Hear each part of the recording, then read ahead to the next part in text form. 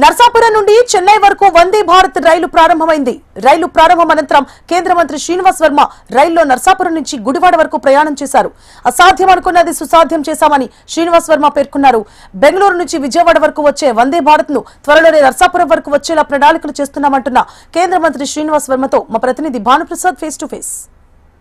గోదావరి జిల్లాలోకి అదేవిధంగా కోనసీమ జిల్లాలోకి ముందుగానే సంక్రాంతి కానుక కేంద్ర మంత్రి వర్మ అదేవిధంగా నర్సాపురం ఎమ్మెల్యే ఏదైతే ఇక్కడ కూటమి సభ్యులు ఎవరైతే ఉన్నారో వాళ్ళందరిగా ముందుగానే కానుకిచ్చారని చెప్పొచ్చు. ఈ నేపథ్యం చూసుకుంటే మనం ఇప్పుడు వందే భారత్ ఎక్స్ప్రెస్లో అయితే ఉన్నాం. నర్సాపురం నుంచి చెన్నై వరకు మంత్రి గారు ఏ విధంగా అనిపిస్తుంది ఈ ఎక్స్ప్రెస్ని మీ గోదావరి జిల్లాలోకి తీసుకొచ్చారు? ఇది ప్రాంత ప్రజల యొక్క చిరకాల వాంఛ. ఎందుకంటే బ్రాంచ్ లైన్లో ఉన్నటువంటి నర్సాపురం కానీ భీమవరం కానీ మెయిన్ లైన్లో లేవు రైల్వేల పరంగా. ఈ ప్రాంతానికి భవిష్యత్తులో వందే భారత్ రైలు వస్తుందా అనేటువంటి అనుమానంలో ఈ ప్రాంతంలో ప్రజలు ఉండేవారు. ఈవేళ ఇక్కడికి వచ్చినటువంటి వందే భారత్కి రైల్వే అనుమతులు ఇవ్వడంతో ఈ ప్రాంతంలో ప్రజలంతా కూడా పశ్చిమ గోదావరి జిల్లా కాదు పక్కన ఉన్నటువంటి కోనసీమ జిల్లాకి నర్సాపురంతో కనెక్టివిటీ ఎక్కువ ఉంటుంది. అందరూ కూడా ఈవేళ వేడుక మాదిరిగా నర్సాపురం ఊరంతా ఈవేళ రైల్వే స్టేషన్ తరలివచ్చింది. భీమవరంలో ఊరంతా రైల్వే స్టేషన్ తరలివచ్చింది. పెద్దలు పెద్ద ఎత్తున ఆనందంతో ఉన్నారు.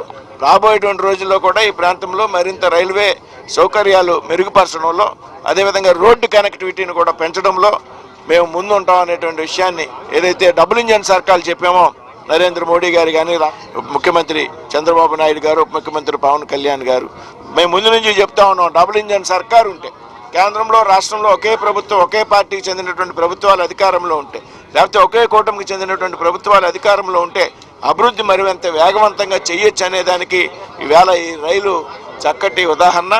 నిబంధనలు అంగీకరించినప్పటికీ కూడా రైల్వే అధికారులు పెద్ద ఎత్తున ప్రయత్నం చేసి అశ్విని వైష్ణవ్ గారి యొక్క సహకారంతో ఏదైతే నరేంద్ర మోడీ గారు చెప్తారో ఎక్కడైతే రైలు కనెక్టివిటీ ఉంటుందో అక్కడ అభివృద్ధి వేగవంతంగా ఉంటుంది అనేటువంటి నరేంద్ర మోడీ గారి ఆలోచనలకు అనుగుణంగా ఈవేళ ఈ రైలు ఈ ప్రాంతానికి మంజూరు చేయడం జరిగింది. సార్, అదేవిధంగా చూసుకుంటే ఈ ట్రైన్ ఏదైతే హైదరాబాద్కి కనెక్టివిటీ అదేవిధంగా తిరుపతి కూడా కనెక్టివిటీ అని చెప్పని అంటున్నారు. అంటే నర్సాపురం నుంచి భీమవరం నుంచి పెద్ద ఎత్తున అందరూ కూడా బయలుదేరే పరిస్థితి అయితే ఉంటుంది. వాళ్ళకి ఏ విధంగా ఉండబోతుంది ఈ ట్రైన్? నాయకుడి గారు మీరు చెప్పండి. తప్పనిసరిగా అండి, మరి ఏదైతే వందే భారత్ ట్రైన్ మరి భారతదేశంలో చాలా ప్రాముఖ్యత గల ట్రైన్స్ ఇవి. మన నర్సాపురం నుంచి కూడా ఇది చెన్నై రావడం కూడా చాలా మన అదృష్టంగా భావిస్తున్నాం. దాని ప్రత్యేకంగా ఏంటంటే గౌరవ మంత్రివర్యులు భూపతి శ్రీనివాస్ వర్మ గారు 1-2 సార్లు వాళ్ళు ఉన్నటువంటి మంత్రి గారితో వాళ్ళందరితో గారు సంప్రదించి ఇక్కడ తప్పనిసరిగా ట్రైన్ అవసరం ఈ గ్రామాలకు అని చెప్పి ఇక్కడ ట్రైన్, ఎందుకంటే ఈ ట్రైన్ చూసుకుంటే కనుక ఒక వెస్ట్ గోదావరికే కాదు ఇటు ఉన్నటువంటి కోనసీమ వాస్తవాలు కూడా చాలా అవసరమైనది. ఇలాంటి పరిస్థితుల్లో ఈ ట్రైన్ చెన్నై వెళ్ళడానికి అదేవిధంగా ఏదైతే రేణుగుంట ఉన్నటువంటి తిరుపతి కూడా ప్రత్యేకంగా ఉన్నటువంటి గ్రామస్తులందరూ కూడా ఎక్కువ తిరుపతి ప్రాంతం వెళ్తారు కాబట్టి తిరుపతి వెళ్ళడానికి ఏదైతే అరుణాచలం వెళ్ళడానికి కూడా చాలా ఉపయోగపడే విధంగా ఉంది. కాబట్టి ఈ ట్రైన్ ఇక్కడ రావడం కూడా మేము నర్సాపురం చాలా అదృష్టంగా భావిస్తున్నాం. అదేవిధంగా త్వరలోనే మరి మంత్రివర్యులు కూడా హైదరాబాద్ కూడా ఈ వందే భారత్ అనేది హైదరాబాద్ కూడా వస్తే బాగుంటుందని చెప్పి ఉంది. మరి మంత్రి గారి నోటీసులో పెట్టాం. మరి అది కూడా త్వరలోనే హైదరాబాద్ వెళ్ళే విధంగా కూడా వందే భారత్ రావాలని చెప్పి మేము కోరుకుంటున్నాం. ఇప్పటికే చూసుకుంటే నర్సాపురం నుంచి కూడా ఇందాక మంత్రి గారు చెప్పినట్టు మంత్రి గారు రోడ్డు మార్గం కూడా వేయాలని చెప్పినని పెద్ద ఎత్తున అయితే చేస్తున్న పరిస్థితి అయితే మీరు ప్రయత్నం చేస్తున్నారు. ఆ పనులు ఎక్కడ దాకా వచ్చారు? ఏదైతే 165 ఏదైతే ఉందో 165 దేశంలోనే అతి స్వల్ప కాలంలో మంజూరైనటువంటి హైవే. ప్రతిపాదన పెట్టడం, సర్వే జరగడం, ఆ తర్వాత డిపిఆర్లు తయారు చేయడం, ఆ తర్వాత ఉన్నత స్థాయి కమిటీలు ఏంటంటే ఉన్నాయి వాటి అన్ని అనుమతులు కూడా తీసుకోవడం జరిగింది. దాదాపుగా జనవరి ఎండింగ్ నాటికి చిన్న సాంకేతిక సమస్యలు ఉన్నాయి. ఒక 5 రోజుల క్రితం కూడా ఢిల్లీలో హైవే అధికారులతో మీటింగ్ పెట్టా. జనవరి ఎండింగ్ నాటికి టెండర్ ప్రక్రియ ప్రారంభమవుతుంది అనేటువంటి విషయంలో ఏమాత్రం అనుమానం లేదు.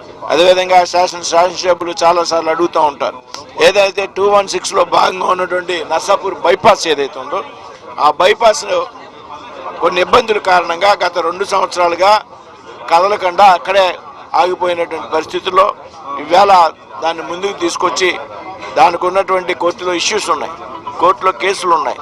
న్యాయశాస్త్ర నిపుణులు సంప్రదించాం, లా మంత్రి గారితో మాట్లాడాం, ప్రత్యేకంగా అడ్వకేట్స్ని అపాయింట్ చేసాం.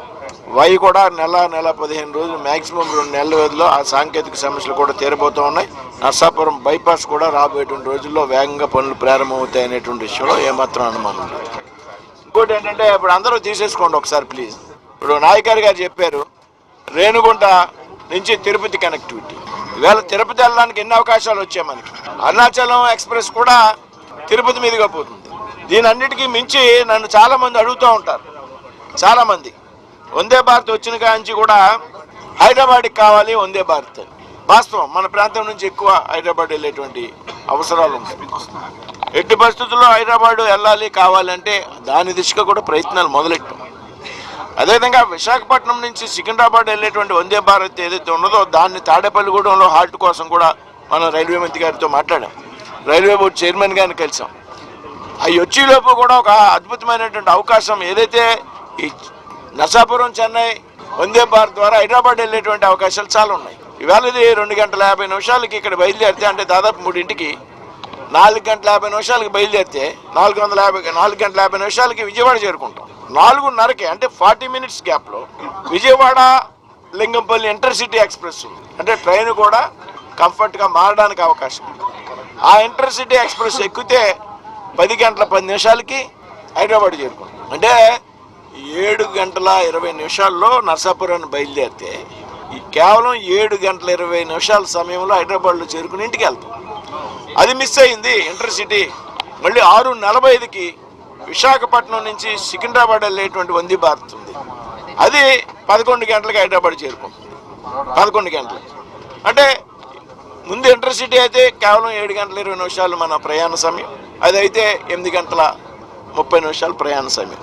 ఈ విధంగా హైదరాబాద్ వెళ్ళేటువంటి ప్రయాణికులు కూడా 3 గంటలకి 2 గంటల 50 నిమిషాలు నర్సాపురంలో ట్రైన్ ఎక్కితే 10 గంటలకి అక్కడ హైదరాబాద్ చేరుకునేటువంటి అవకాశం ఉంది అనేటువంటి విషయాన్ని ప్రజలందరికీ తెలియాలి. ఇది అంటే హైదరాబాద్కి వెళ్ళేటువంటి అవకాశాలు చాలా అవసరాలు ఉన్నాయి కాబట్టి ఈ ట్రైన్ హైదరాబాద్ వెళ్ళడానికి కూడా అందరూ ఉపయోగించాలని ఈ సందర్భంగా చెప్తున్నాం.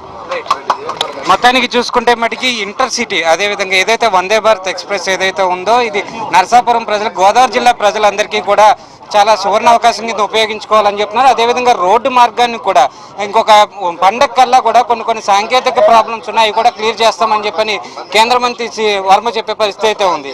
కెమెరా పర్సన్ సురేష్తో భానుప్రసాద్, HMTV, భీమ.